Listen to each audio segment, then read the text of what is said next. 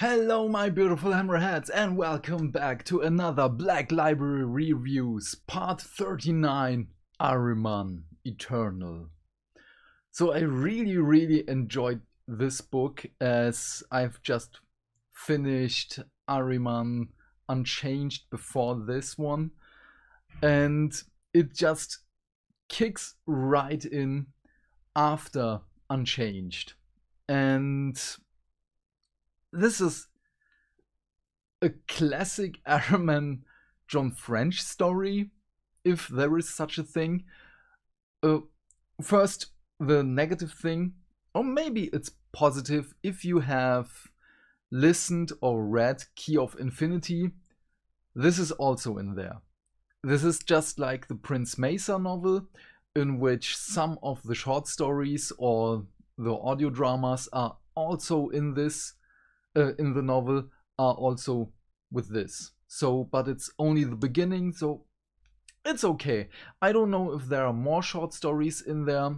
I wasn't able to find any information on it, and I just didn't have the time to comb through all the samples of the short stories.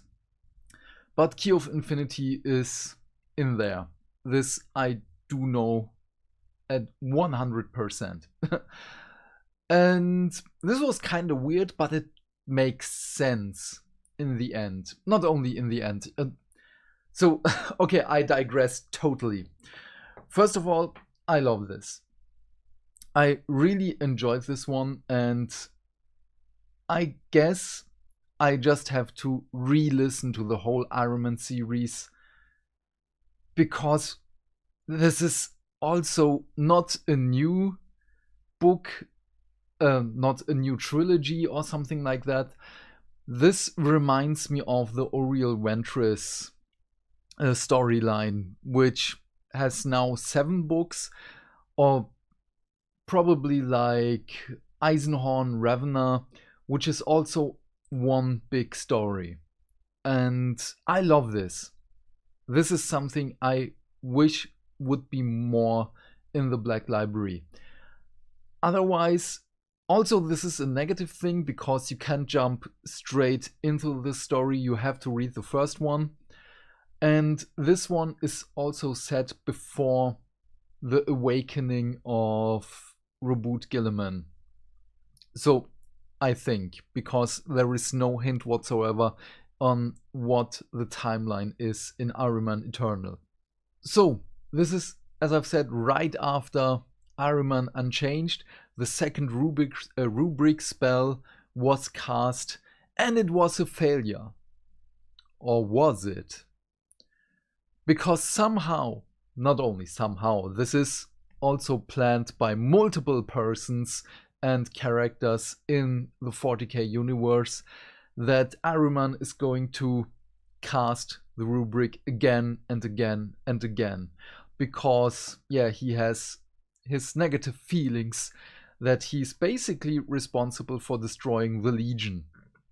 And what I really enjoyed in this one is how introspective the characters are, on how they reflect on their actions and how they're searching for who they are.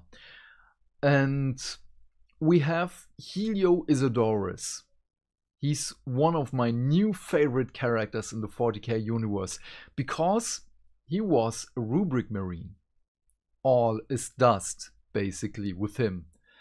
And he is one of the characters who is self-reflecting, because at the beginning he has no memories whatsoever, because he was dust. And every conversation with him is just, they repeat it every time and time again. Also time is very important in this novel. And he has basically the memory of goldfish.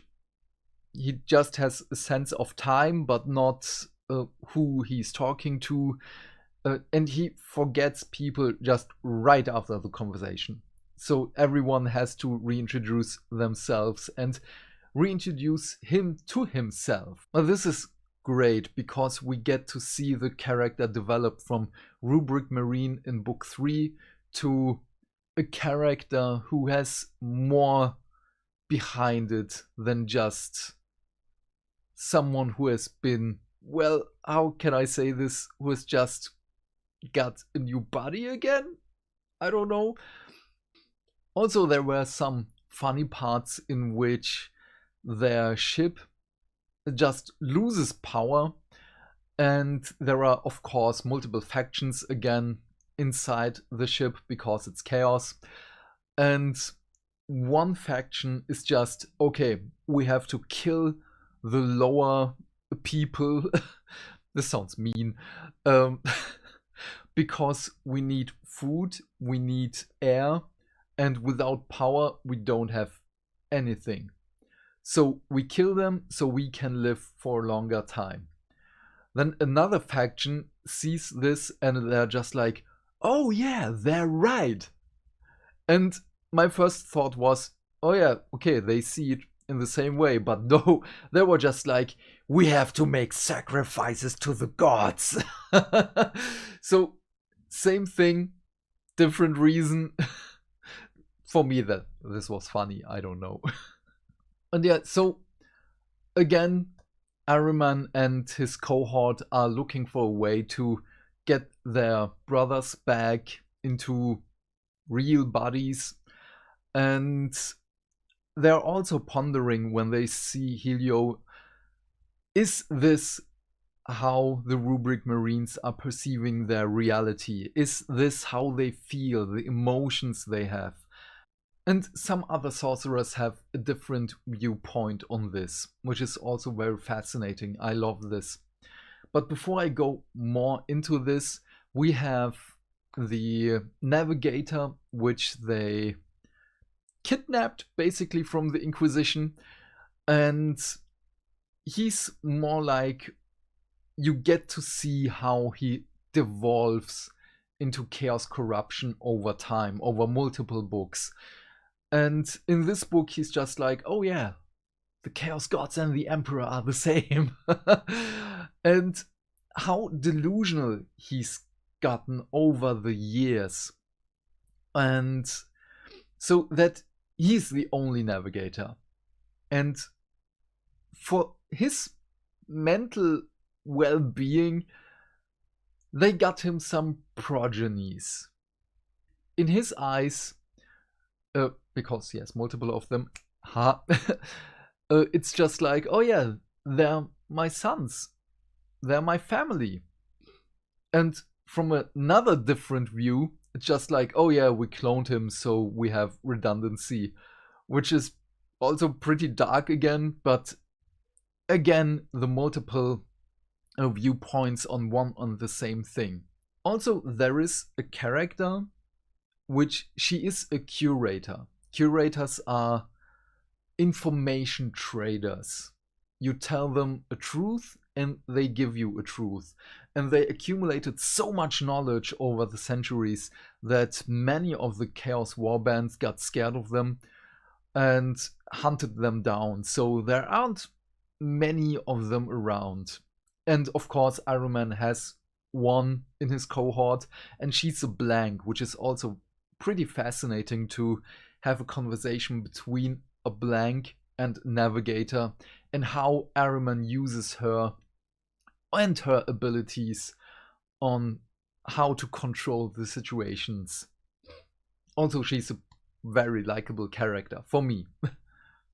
But yeah, the story is they have a chronomancer from the Necrons, and they're trying to outmaneuver each other with. So the Necron is doing his thing, the sorcerers are doing their thing, and this is a pretty interesting dynamic because it's again layers upon layers upon layers. It has more layers than an onion, and this is also very enjoyable.